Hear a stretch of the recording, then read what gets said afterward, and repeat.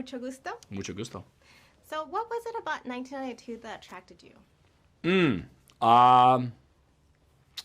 Really, I like this type of film.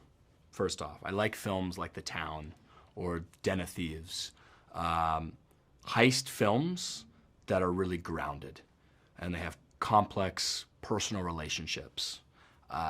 So that's, I think, what grounded or what attracted me most to this film.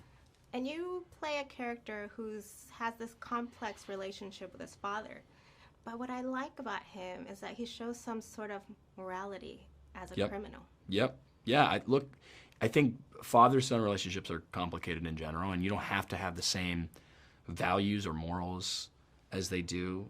In this case, he definitely doesn't. He feels very strongly that, his opinions about race and about people and what he wants to do with his life are very different than his father's. And then I think we get a lot of it from protecting his brother.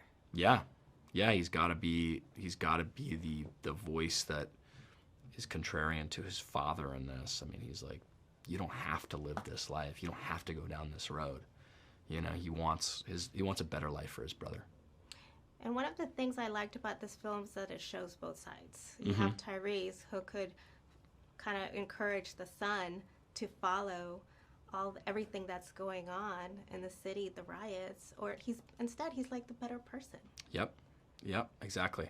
Yeah, it does parallel a really interesting dynamics between fathers and sons, and how, like you said, he says, hey, like, you don't need to be following this groupthink, this destruction, even though it's a tough time in the black community right now and with what happened. It's like, hey, you can choose a different path. Then on the other side, we have my character and his father is pushing him to break the law and to go down a dark road. So it's an interesting how they're paralleling. Now, as I was watching, I was thinking back of when where I was, how much I knew from 1992, because we were young. Yeah. Do you remember? What do you remember from it? I remember my parents watching, glued to the TV. It was a seminal moment in history.